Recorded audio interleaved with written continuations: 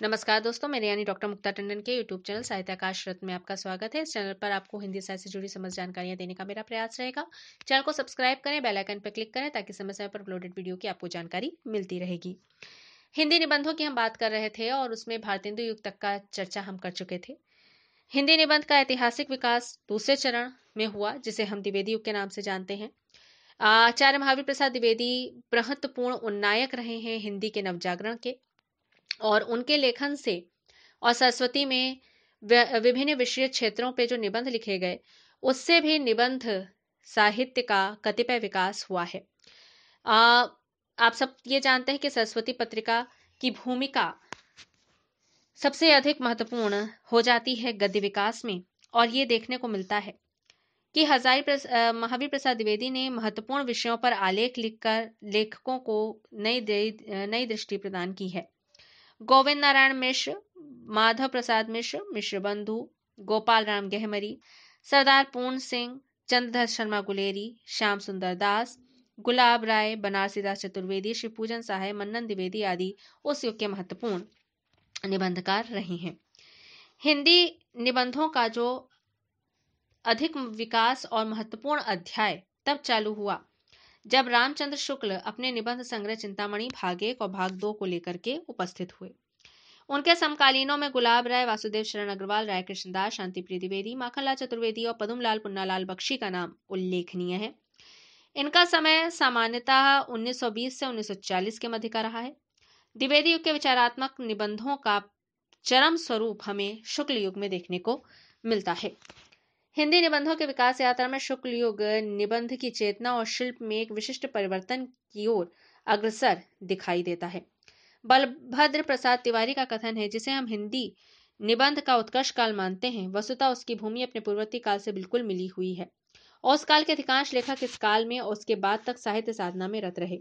फिर भी एक नए गुणात्मक परिवर्तन को लेकर आविर्भूत होने वाला कालखंड रहा है। आचार्य रामचंद्र शुक्ल के परवर्ती निबंधकारों में नंदलाल वाजपेयी, हजारी प्रसाद द्विवेदी, महादेवी वर्मा, निराला प्रसाद, जैनेन्द्र, रामविलास शर्मा, प्रभाकर माचवे, दिनकर, विद्यानिवास मिश्रा, अज्ञेय, कुबेरनाथ राय, नेमीचंद जैन, निर्मल वर्मा, विष्णुकांत शास्त्री, रमेश चंद्र शाह, सुदर्शन मजीठिया और कृष्ण बिहारी मिश्र के नाम महत्वपूर्ण हैं। अज्ञेय का नाम बहुत ही संवेदना और शिल्प की दृष्टि से लिया जाता है, और ये बहुत ही महत्वपूर्ण लेखक निबंध के क्षेत्र में रहे हैं। जब हम निबंधों की बात करते हैं तो उसमें एक और पक्ष आके खड़ा हो जाता है, वो है ललित निबंध का। आत्मा अभिव्यंजक निबंध या व्यक्तिवादी निबंध की श्रेणी के अंतर्गत इन्हें रखा जाता है। व्यक्तित्व अभिव्यंजना को व्यक्ति व्यंजक, व्यक्तिरंजक, आत्मव्यंजक या ललित निबंध की संज्ञा से विद्वानों ने स्वीकार भी कर लिया है। ललितस्य भाव लालित्यम के रूप में इसकी पहचान और परख की जाती है।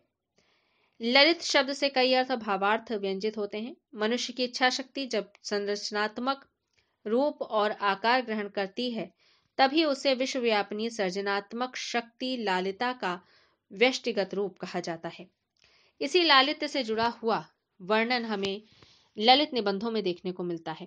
गद्य और पद्य दोनों में ही ललित साहित्य की सृष्टि संभव है, ऐसा राम रतन भटनागर का कथन है। यह निश्चित है कि ललित साहित्य में कलात्मक सौंदर्य तत्व, कल्पना विलास और भावना परिष्कार आदि का महत्व अधिक देखने को मिलता है। ललित निबंधों का प्राण तत्व ही व्यक्तित्व अभिव्यंजन है।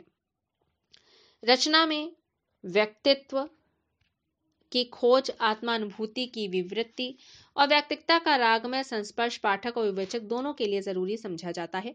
ऐसा मानना था डॉक्टर नगेंद्र का, जिन्होंने अपनी हिंदी वाङ्मय 20वीं शताब्दी में यह पंक्तियां लिखी हैं।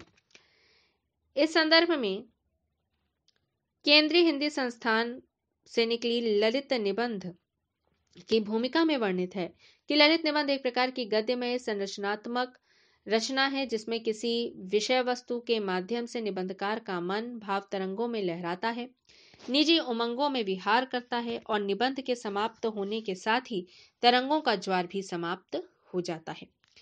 वहीं कैलाश नाथ भाटिया कहते हैं कि निबंधकार जितना अधिक बहुश्रुत बहुपठित, शैलीकार और लोक चेतना से संपृक्त होता है, वह उतनी ही श्रेष्ठ रचना देता है। अज्ञेय भी कहते हैं कि ललित निबंध नाम अपनी सीमा में सार्थक है, लेकिन व्यक्ति व्यंजक निबंध और ललित निबंध समानार्थक नहीं हो सकते। वे इन दोनों के मध्य एक अंतर मानते हैं। खैर जो भी हो, पर यह हम कह सकते हैं कि ललित निबंध निबंध की एक ऐसी विधा है जिसमें लेखक का आत्मानुभव, आत्मसंघर्ष, सामाजिक संचेतना और आत्मिक ढंग से अभिव्यक्ति जो आत्मा की वह करता है, वह समाज, लोक, व्यक्ति, भाषा, संस्कृति, परंपरा, आधुनिकता सभी को अपने भीतर समेटे हुए है और एक ही राग में, छंद में आबद्ध करने की चेष्टा भी रखता है।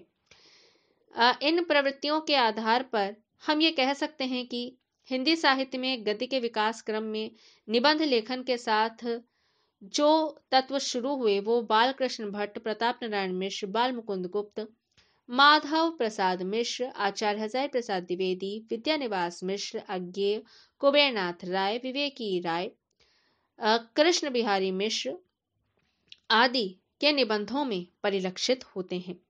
गहन संवेदना और शिल्पगत चारुता निबंध की प्रमुख विशेषता में गिनी जाती है। निबंध पे इस दीर्घ चर्चा के उपरांत अब हम अगले बिंदु पर अगले वीडियो में निबंधकारों पर चर्चा करेंगे। तब तक के लिए नमस्कार।